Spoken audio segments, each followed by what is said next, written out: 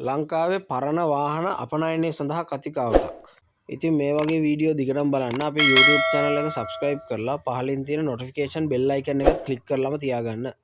හොඳයි අපි දැන් යන් අපේ මේ වීඩියෝ එකේ මාතෘකාවට. ජපානයේ සිට ලංකාවට වාහන අනයනකරුවෙක් වෙච්ච සංජීව් රාජපුත්‍ර මහත්මයා තමයි මේ යෝජනාව ලංකාවට ඉදිරිපත් කරලා තියෙන්නේ. ඉතින් වැඩි කතා නැතුව එතුමා මාධ්‍ය ඉදිරියේ දක්වපු අදහස් වලට අපි යොමු වෙලා ඉමු.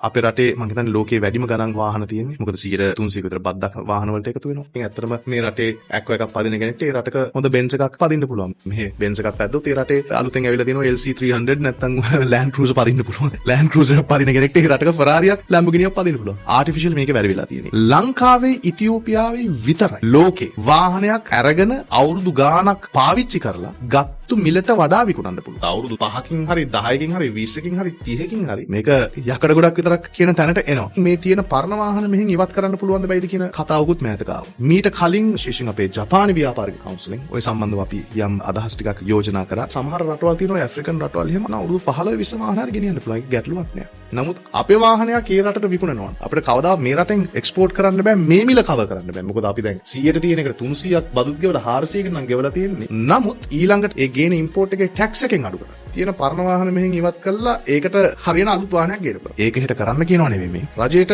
ආදායමක් එකෙන් ලැබෙන්නේ. හැබැයි මේ තියෙන සමහර වාහන මෙහෙන් ඉවත් කරන්න එක්තරා ක්‍රමවේදයක්. අපේ මැනේජ්මන්ට් එකේ පර්ෆෝමන්ස් එකේ අඩුපාඩු තමයි තියෙන්නේ. පිටරට ඉන්න ශ්‍රී ලාංකික ව්‍යාපාරිකයෝ එක්ක ඒ තියෙන එකතුව සහ ඒ සම්බන්ධතාවය ගොඩක් මදි කියලා අපි හිතනවා. ඒක අපි ඉල්ලන්නේ වෙනස් කරමු. අපිනුත් ඒ අවශ්‍ය දේවල් ටික ගන්න. අපිටත් යම් කාලයකදී පොඩ්ඩක් ඉන්න රටවල් වල ඉන්නවද ආපහු ලංකාවට එනවද කියලා දෙපාරක් හිතන්න වෙන තැනට ලංකාව ගේන්න ආස.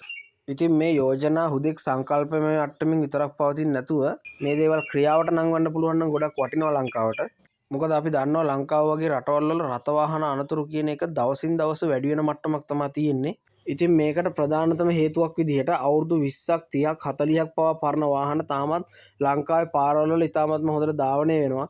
ඉතින් ඒ වාහන ලංකාවේ පාරවල් වල ධාවනය වුණාට ඒ වගේ තියෙන සේෆ්ටි එක, එතකොට ඒ වගේ තියෙන තාක්ෂණය, ඒ වගේ තියෙන ආරක්ෂාව කියන පැති වලින් ගත්තාම මේ වාහන ගොඩක්ම පහළ මට්ටමක තියෙන්නේ.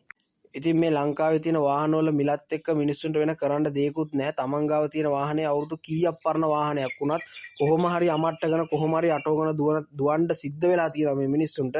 ඉතින් මේ වගේ තත්ත්වයක් රට ඇතුලේ තියෙන කාලවකවානුවක මේ වගේ අලුත් යෝජනා ඉදිරිපත් වෙන එක ඇත්තරම රටක් විදියට ගොඩක් හොඳයි. ඉතින් මේ ගන්න තීරණ ජනතාවගේ පැත්තෙනුත් හිතලා වාහනයක් පාවිච්චි කරන කෙනෙකුට අසාධාරණයක් නොවෙන්න සාධාරණ විදියට බලලා කරනවා නම් තමයි තවත් හොඳ. මොකද ලෝකේ සාමාන්‍ය මට්ටමකට හෝ සංවර්ධිත රටවල් වල වාහන මෙහෙම මේ ලංකාවේ වගේ අවුරුදු 20 30 පාවිච්චි කරන තත්ත්වයක් නැහැ. ඉතින් ඒ රටවල් වල තියෙන රජයෙන් ඒ වාහන වලට ඒ නිසි කාලෙදි සොලියුෂන්ස් දෙනවා. ඒ රටේ මිනිස්සුන්ටත් අවාසියක් අසාධාරණයක් නොවන විදිහට. ඉතින් අපි බලාගෙන ඉමු ඉදිරියේදී මේ යෝජනා ක්‍රියාවට නැංවෙයිද? එහෙම ක්‍රියාවට නැංගෙනවා නම් මොන වගේ විදිහවලටද මේවා ක්‍රියාත්මක වෙන්නේ කියලා. ඉතින් මේ සම්බන්ධව ඕගොල්ලන්ට තියෙන අදහසුත් පහලින් කමෙන්ට් සෙක්ෂන් එකේ කමෙන්ට් එකක් විදිහට දාගෙන යන්න.